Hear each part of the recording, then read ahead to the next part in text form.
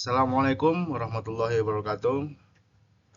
Perkenalkan, saya Efran Syahputra Purba dengan NIP 230401010235.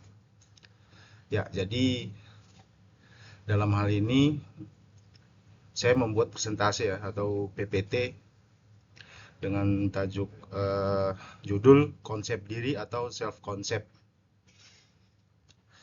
Oke, langsung aja.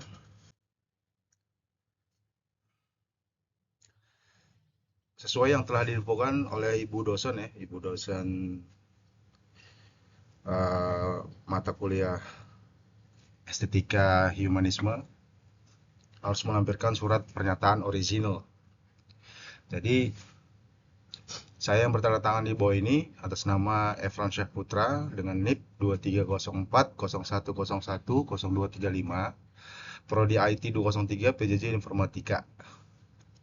Dengan ini menyatakan bahwa karya berjudul pembahasan tentang self concept untuk melengkapi UAS Estetika Humanisme adalah hasil kerja saya, dan memang sebagian besar referensinya itu bersumber dari Google dan modul pada LMS Edlink.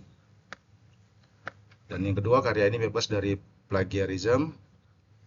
Dan yang ketiga, saya bertanggung jawab atas apa yang saya sampaikan pada uraian di atas. Ya, demikian pernyataan ini saya buat dengan sebenar-benarnya. Oke, langsung saja. Konsep diri atau self concept adalah keseluruhan pandangan seseorang tentang diri sendiri. Konsep diri ini merupakan potret diri secara mental, yakni bagaimana seseorang menilai dan menyikapi dirinya. Setiap orang ingin dirinya sukses. Sukses dalam arti belajar, bergaul, berkarir, berkeluarga, dan mungkin sukses dunia akhirat. Langkah awal kesuksesan adalah mengenal diri, mempelajari kualitas diri, memahami diri, dan kualitas diri adalah proses yang sangat penting dalam meningkatkan mutu dalam kehidupan.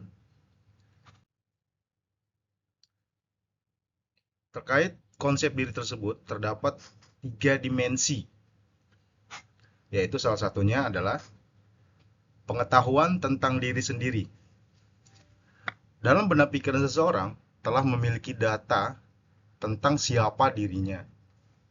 Semakin banyak tahu tentang deskripsi diri, akan semakin baik konsep dirinya. Seperti contoh, seseorang kelas 10 SKB yang memiliki sifat pendiam, mudah tersinggung, pintar, jago matematika, hemat, setia, kurang pede, dan taat beribadah. Wawasan tentang diri ini semakin lama semakin luas sesuai dengan dinamika konsep pada dirinya. Dan yang kedua, dimensi pengharapan terhadap diri.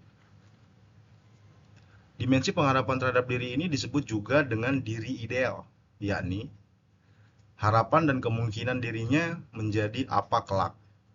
Sesuai dengan idealism, diri ideal setiap orang berbeda-beda. Ada yang mengharap dirinya menjadi pengusaha yang sukses mungkin, akuntan yang jujur, psikolog yang takwa dan taat beribadah. Sebaliknya, ada pula orang yang ingin meraih popularitas dalam bermasyarakat. Contohnya seperti politikus, pengusaha yang dermawan, dan lain-lain sebagainya. Untuk dimensi penilaian yang ketiga adalah dimensi penilaian terhadap diri sendiri. Disadari atau tidak, setiap saat kita selalu menilai diri sendiri, khususnya menilai setiap tingkah laku. Contoh, tingkah laku belajar seseorang menghasilkan misalkan nilai raport 5,5. Nah, ini bisa dikategorikan berarti gagal ya. Nah, mengapa bisa terjadi? Hasil penilaian antara harapan yang dibentangkan dengan fakta yang ada di dalam diri akan menghasilkan rasa harga diri.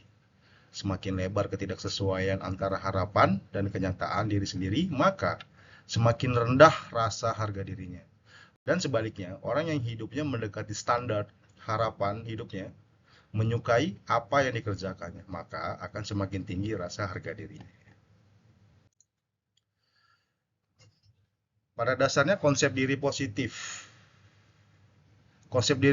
dan negatif.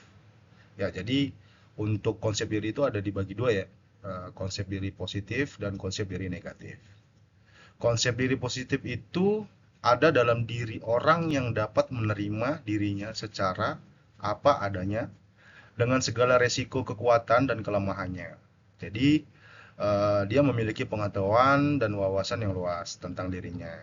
Dan dia juga membuat harapan-harapan dan perencanaan yang masuk akal serta berkemungkinan besar dapat dicapai.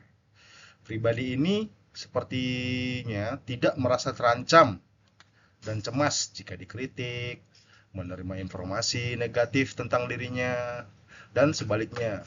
Ia tidak hanyut ketika disanjung dengan informasi-informasi positif. Nah, maka dari itu, orang yang konsepnya dirinya positif memposisikan harga dirinya secara tepat dan wajar. Kita balik ke slide berikutnya ya. Next. Jadi konsep diri merupakan keseluruhan pandangan seseorang tentang dirinya sendiri.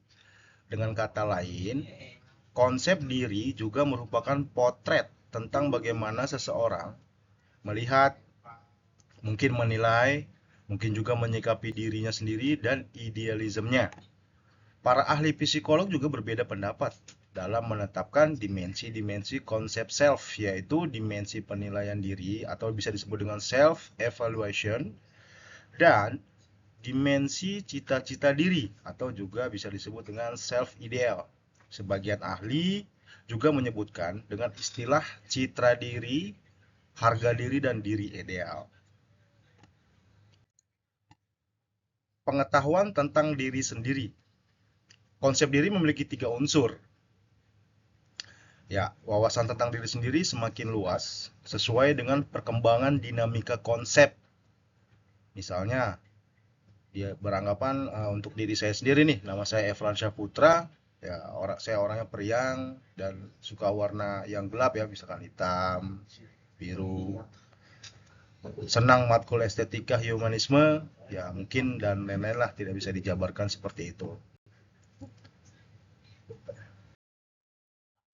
Untuk konsep diri sendiri dan konsep yang kedua adalah penghargaan terhadap diri sendiri atau bisa disebut dengan diri ideal. Disebut juga diri ideal, yaitu harapan dan kemungkinan dirinya menjadi apa kelak sesuai dengan idealismenya. Diri ideal setiap orang berbeda-beda. Ada yang mengharap dirinya menjadi dokter, ya mungkin dokter yang sukses, insinyur, pengacara yang jujur, psikolog yang takwa mungkin. Sebaliknya ada pula orang yang ingin meraih popularitas dalam bermasyarakat. Dan konsep diri ketiga adalah penilaian terhadap diri sendiri. Disadari atau tidak, setiap saat kita selalu menilai diri sendiri, khususnya menilai setiap tingkah laku kita. Contoh, seorang pintar dalam pelajaran matematika, tetapi dia juga lemah dalam pelajaran bahasa. Alhasil, penilaian antara harapan yang dibentangkan dengan fakta yang ada di dalam diri akan menghasilkan rasa harga diri. Semakin lebar ketidaksesuaian antara keinginan dan keadaan nyata pada diri sendiri, maka semakin rendah rasa harga dirinya. Dan begitu juga sebaliknya, orang yang hidupnya mendekati standar keinginannya, menyukai apa yang dikerjakannya, maka akan semakin tinggi rasa harga diri dari individu tersebut. Oke, sekarang masuk ke slide berikutnya. Pentingnya self-concept untuk diri sendiri. Itu yang saya dapat ya hanya 5 bagian. Yang pertama yaitu memaksimalkan potensi diri.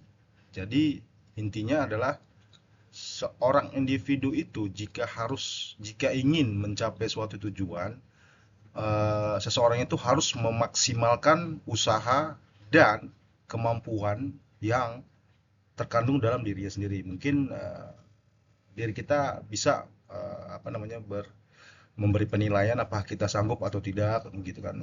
Usaha yang sudah keras, apakah kita akan memulai dengan usaha yang giat, dan kita harus tahu dan mungkin kita tahu potensi-potensi apa yang ada dalam diri kita. Dan yang kedua, membantu diri sendiri dalam mencapai tujuan dalam hidup. Ya, jadi harus disokong dengan usaha-usaha ya. Maksudnya ya membantu diri untuk mempermudah apa yang akan dicapai dalam tujuan hidup. Dan yang ketiga, menghindari sebisa mungkin self-sabotaging behavior, atau bisa diartikan dengan sering menunda-nunda suatu aktivitas atau pekerjaan yang harus diselesaikan. Nah, ini nih sering nih selalu menunda pekerjaan, pekerjaan yang harus diselesaikan hari ini mungkin ditunda. Nah, ini nih sifat-sifat yang seperti ini mungkin penting untuk dicermati. Ya, selagi bisa dikerjakan hari ini ya kerjakan hari ini, biar tugas tidak menumpuk dan menjadi bumerang di hari-hari berikutnya. Dan yang keempat, mampu mengukur seberapa jauh kualitas diri. Nah, ini nih. Jadi seseorang itu mungkin punya empati ya, atau pemikiran dalam hati gitu. Maksudnya ya dia tahulah potensi-potensi yang ada dalam dirinya, dia bisa melakukan hal itu atau tidak. Nah, dia mampu menilai dengan sendiri dengan kemampuan yang ada pada dirinya, mungkin seperti itu. Dan yang kelima, memengaruhi fisik dalam menyelesaikan masalah. Ya, jadi fisik juga sangat-sangat dibutuhkan untuk mencapai suatu atau menyelesaikan masalah ya. Jadi kalau misalkan fisik kurang sehat, ya bisa jadi dia tidak bisa menyelesaikan masalah atau pekerjaan yang memang diemban oleh dirinya. Ya, minimal ya sehat, menyehatkan diri lah, tidak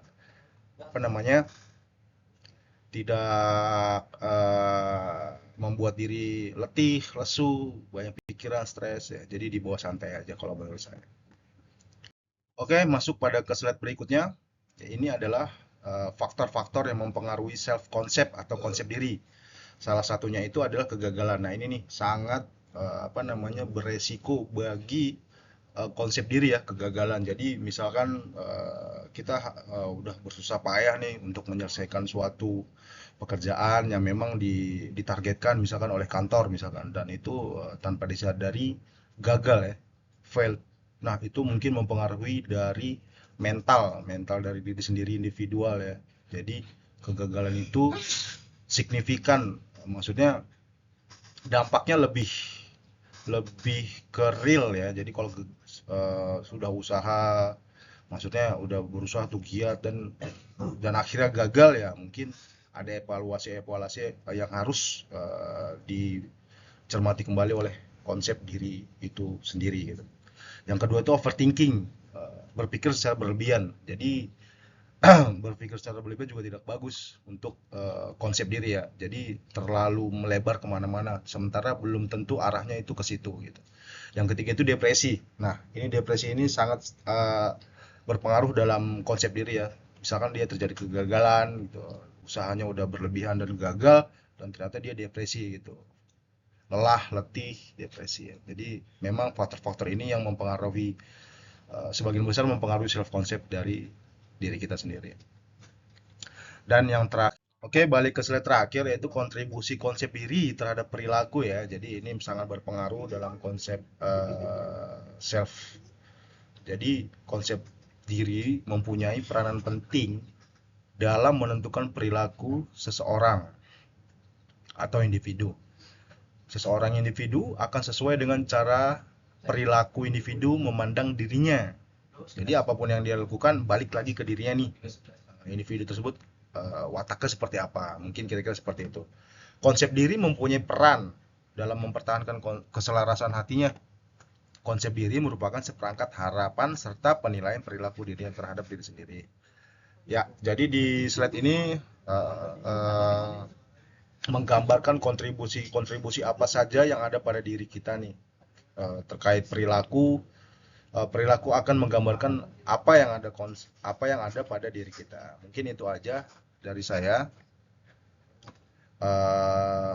Jika terdapat kelebihan ataupun kekurangan, kemiripan, kesamaan, ya mohon dimaafkan karena memang referensi saya adalah dari Google dan modul yang ada di LSM. Sekian, wassalamualaikum warahmatullahi wabarakatuh.